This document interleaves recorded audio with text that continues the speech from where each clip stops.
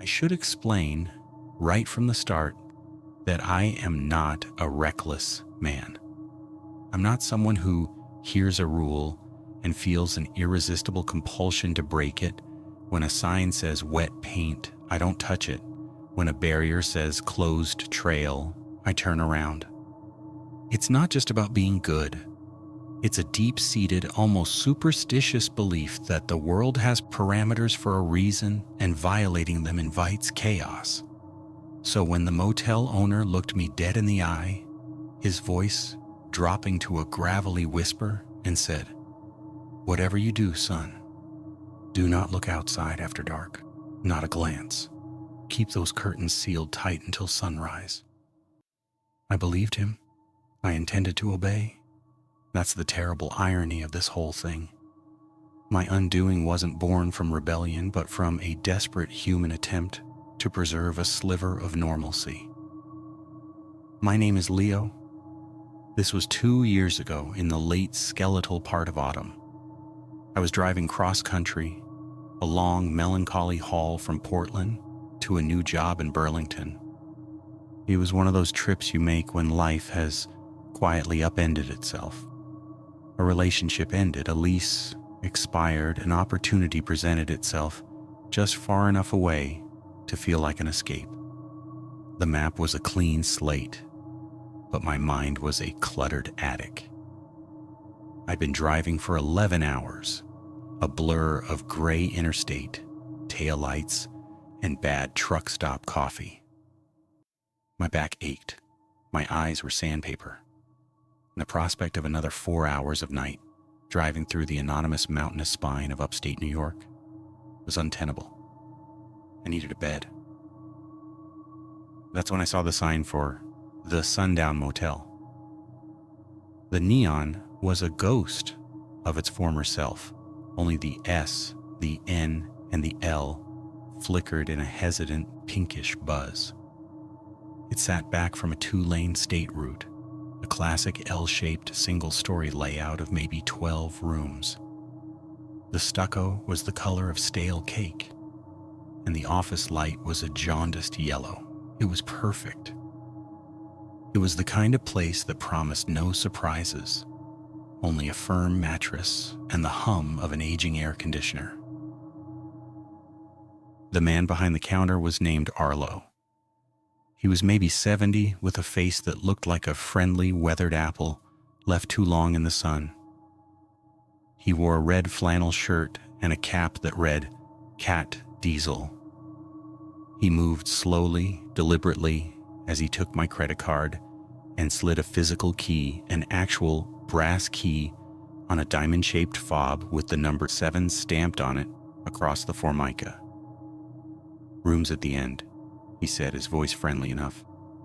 "Quietest one, backs onto the woods. You here for the night?" "Just the night," I said, rubbing my neck. "Long drive." He nodded, his eyes appraising me. They were a pale, watery blue, and they held an intelligence that seemed at odds with the dusty taxidermy bass on the wall behind him. "Passing through is best," he murmured, more to himself than to me. Then he leaned forward, elbows on the counter. The casual friendliness drained from his face, replaced by a solemn paternal gravity. This is when he said it. "Listen, Mr. Leo. We've got a local condition here. Rule of the house, simple. After the sun goes down, you do not look outside your window. You hear anything, and you will hear things. You ignore it. You get a knock, you don't answer. You keep those curtains closed, and you keep your eyes on the TV or your book or the ceiling until morning. You understand?" I blinked. I'd expected a warning about the weak water pressure or the ice machine being broken. This was different. It was too specific, too laden with unspoken history.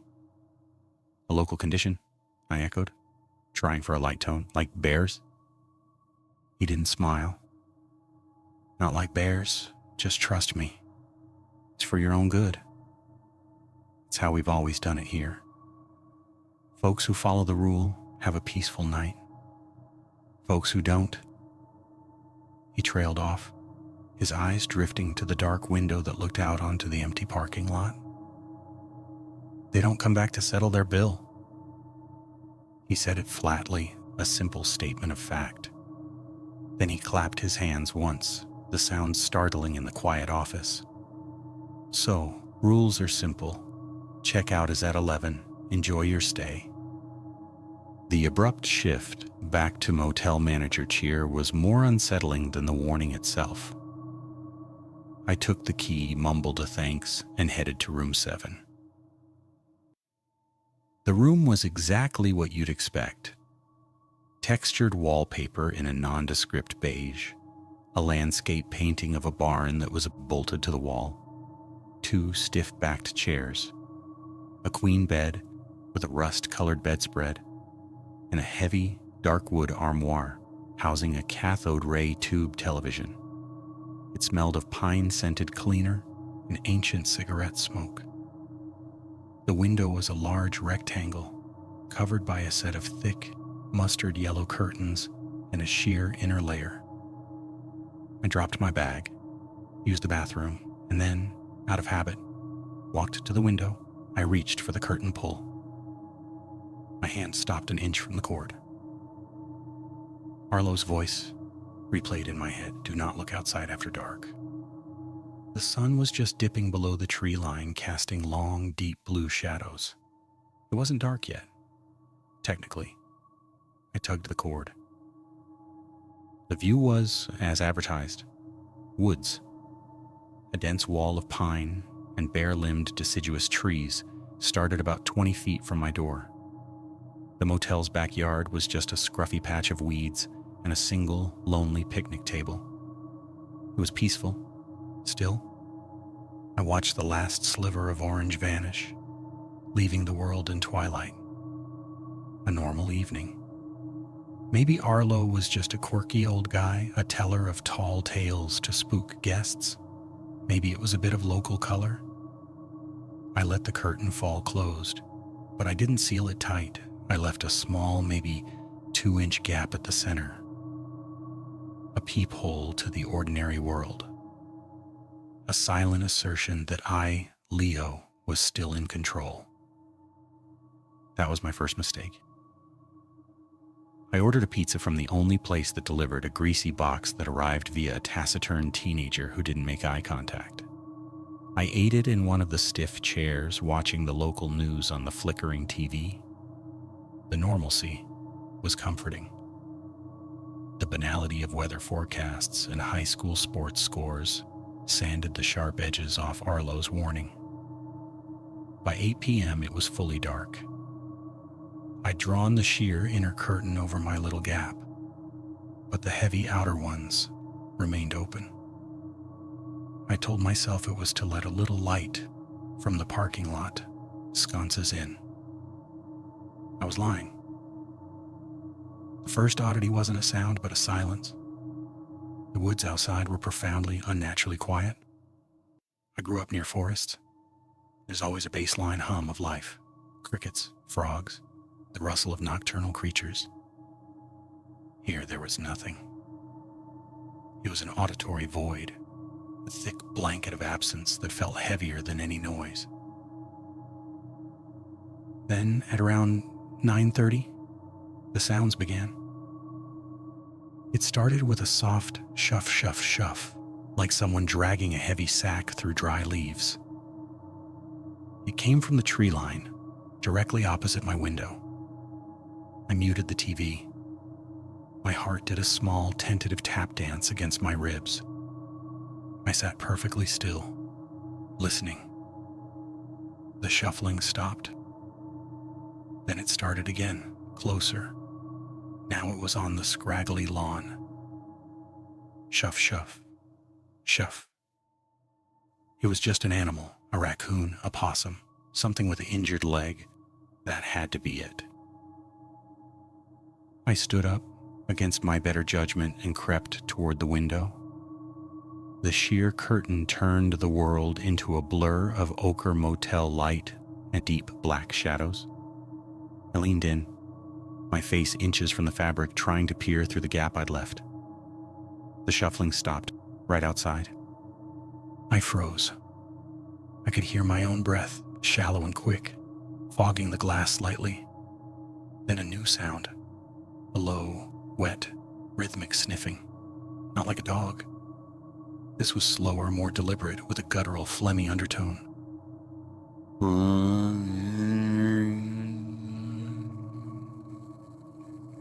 It was sniffing along the bottom of my windowsill. The hair on my arms and neck stood erect. This was no raccoon. A logic circuit in my brain, the one trained by a lifetime of horror movies, fired. It knows you're here. It's scenting you. The sniffing stopped. For 10 seconds, there was that crushing silence again, then a single solid thump against the wall about 4 feet high. It wasn't a knock. It was the sound of something dense and soft being pressed firmly against the siding.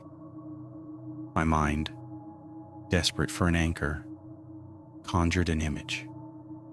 A forehead. Something was pressing its head against the wall, listening.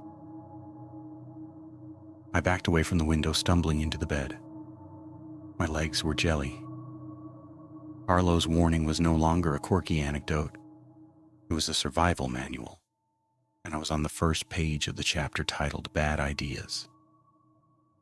With trembling hands, I finally did what I should have done hours ago. I grabbed the heavy curtain cords and yanked them shut, sealing the gap with a frantic rustle. The sound seemed deafening in the quiet room.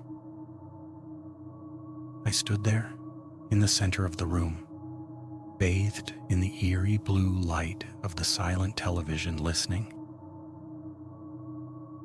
For a long time, nothing. Just the hum of the mini fridge and the frantic drum of my pulse in my ears. Had I imagined it? The power of suggestion is strong. An old man tells you not to look. Your mind conjures threats. I was just starting to breathe normally, to feel the sharp edge of fear dull into embarrassment when the next sound came. A voice. It was faint, muffled by the wall and glass, but unmistakably human. A woman's voice, young, tinged with panic. Hello? Is someone in there? Please, I need help. Every cell in my body screamed trap. This was the oldest trick in the book. But another part, the civilized, socialized part that believes in helping people in distress, pricked up. What if it was real? What if some hiker was lost, injured? Could Arlo's local condition be a cover for something more sinister, and this woman was its victim? My car. It went off the road, back in the trees. I'm hurt. Please, I can see your light. Just open the door. Her voice was perfect. It cracked on the word hurt. It was laced with a tremor of cold and fear. It was a masterpiece of persuasion. I found myself standing by the door, my hand hovering over the chain lock. All I had to do was peek through the peephole, verify. If she was a real person, I could call the police for her. I wouldn't have to open the door. My finger touched the cold metal of the chain, and a second voice joined the first. A child's voice, a little boy, sobbing. It's cold. Please, mister, let us in. There's something in the woods. The duality of it, the injured woman, the terrified child, was an almost physical pressure on my resolve. It was engineered to bypass logic and strike directly at the heart. Tears of frustration welled in my eyes. This was cruelty. This was intelligent, manipulative cruelty. We see your shadow under the door, the woman's voice called, now closer, right outside. Please, just for a minute. I did something then that probably saved my life. I didn't speak. I held my breath. I took 2 silent steps back from the door and stood, utterly still, in the middle of the dark room. The silence from outside was different this time. It was a listening silence, a hungry silence. After a full minute, the woman's voice came again, but it had changed. The panic was gone, replaced by a flat, hollow curiosity. "Can you hear us, Leo?" My blood turned to ice. It knew my name. From the credit card receipt, from Arlo saying it, it knew. The little boy's sobbing stopped abruptly. In its place was a dry, papery whisper, devoid of any childlike quality. "Look outside, Leo. Just one look." Then the knocking started. Not on the door, on the window. A single polite tap, tap, tap on the glass right at eye level. Then another. Tap, tap, tap. I sank to the floor, my back against the bed, pulling my knees to my chest. I squeezed my eyes shut, as if that could block out the sound. I recited multiplication tables in my head. I thought about my old apartment, the smell of my ex-girlfriend's perfume, the stupid, mundane argument that had ended things. I clung to these memories like life rafts in a sea of terror. The knocking traveled. From the window to the wall, then to the other wall, then to the ceiling above me. A soft, persistent tap, tap, tapping moving in a slow circle around the room. It was hurting me, trying to get me to turn my head, to lift my eyes, to seek the source. It went on for what felt like hours. The voices cycled through different personas. A man shouting for his dog. A friend jovially calling my name as if he'd just found me. A police officer demanding I open up. The knocking became scratching. Long, slow drags of something sharp against the window pane. I buried my face in the musty bedspread and wept. Silent, ragged tears of pure, undiluted fear. Sometime near dawn, it all stopped. The silence returned, but it was no longer comforting. It was the silence of a predator waiting just beyond the veil. Exhaustion, a heavier weight than fear, finally pulled me under. I passed out on the floor, still in my clothes. Sunlight, real and brave, streaming through the thin gap in the curtains I'd forgotten, woke me. I was stiff, sore, and my mind felt like it had been scoured with steel wool. For a glorious few seconds, it was just a motel room. Then the memory of the night crashed down. I scrambled up, my body protesting. I had to get out. I'd pack, throw money at Arlo, and drive until my car ran out of gas. But as I reached for my bag, a colder, more rational thought surfaced. I had to know. Was I losing my mind? Was there any evidence? Cautiously, heart back to its frantic tapping, I approached the window. I didn't open the curtain.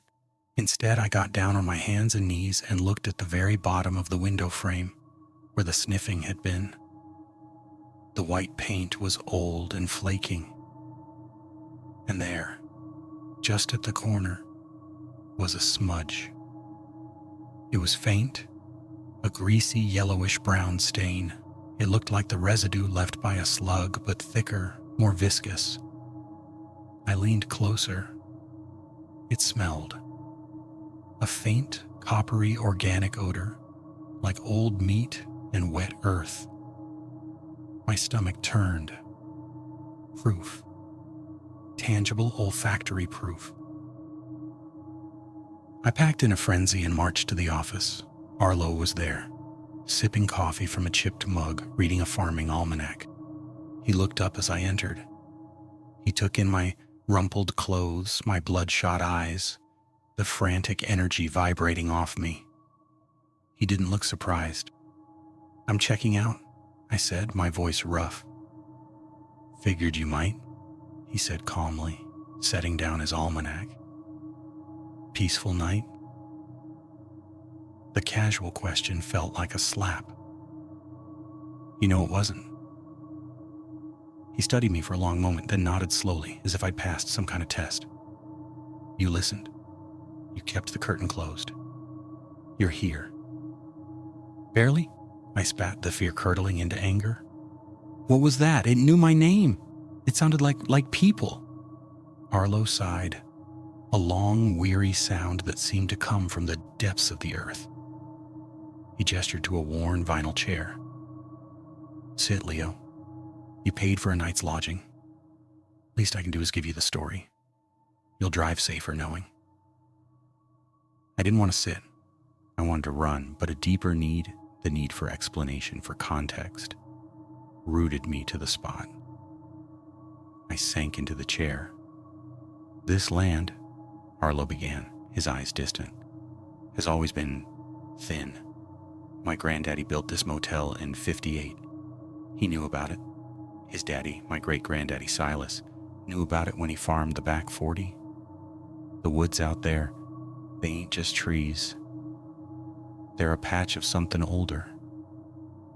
A place where the wall between what is and what hungers is worn real thin. What hungers? I whispered. We never gave it a name. Naming it feels like inviting it closer. But it's been here longer than the pines. It's not a ghost. It's not a demon from a book. It's more like a reflex of the land itself, a void that learned to mimic. During the day it sleeps or it's dormant, part of the soil, but at night it wakes and it feeds on attention. Attention? A look, a focused thought. Acknowledgement, Arlo said, his pale eyes locking onto mine. That's all it wants. You look at it, you see it, and it sees you back. Truly sees you. And once it has a line on you, it can get in. It can make you see things, hear things, until you open the door or the window, or you just walk out to it. Your mind's so full of its noise, you forget how to breathe on your own. The pieces clicked into a horrifying mosaic. The voices, the knocking. It was all bait. Lures cast to get me to look, to pay attention. The voices, they were so real. It pulls impressions, Arlo said, from the land, from the memories of people who've passed through or didn't make it. It's a mirror that shows you what you most want or fear to see, to get you to open the curtain. It doesn't understand what it's mimicking, not really, it just knows what works. And the rule? Who made the rule? My granddaddy. After the first few incidents, travelers who vanished. He realized the only ones who survived were the ones who hunkered down, ignored the sounds, and never ever looked. He made it the first and only rule of the sundown. We don't advertise it. We just tell the guests who stay on the woods side. Most think I'm a crank. Some listen. A few, he shook his head. A few have to learn the hard way. What happens to them? The ones who look. Arlo's face closed off. They become part of the woods. Part of the lures it uses for the next person, their voices, their faces, whatever the thing absorbed from them. It's a cycle. He stood up, a clear signal the audience was over. You did good, son. You kept your head. Now my advice? Get in your car, drive. Don't stop in any lonely places until you're 100 miles from here. And try to forget. Forget. He said it like it was as simple as closing a curtain. I paid my bill in cash, my hands still trembling. As I walked to my car, the daylight world seemed unbearably bright and false. The woods loomed, innocent and green. But I saw them differently now. I saw them as a veil. A teeth-lined veil. I got in my car, started the engine, and sped onto the state route. I drove for 3 hours straight, windows down, blasting loud music, trying to flood my senses with the normal. By late afternoon, the terror had receded to a manageable throbbing dread in the back of my skull. Arlo was just a superstitious old man. I'd had a panic attack, fueled by suggestion and isolation. The stain on the window, some kind of fungal growth, it all had a rational explanation if I just clung to it hard enough. That's when my phone buzzed. A text from my new boss in Burlington. "Leo, heard you were driving through. My cousin runs a gorgeous B&B near Chesterton. Says you'd pass right by it.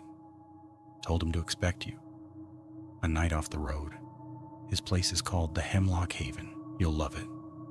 A link followed. I tapped it. The website was charming. A big rustic lodge nestled in deep woods. Pine trees. So many pine trees. My blood didn't just run cold, it froze solid.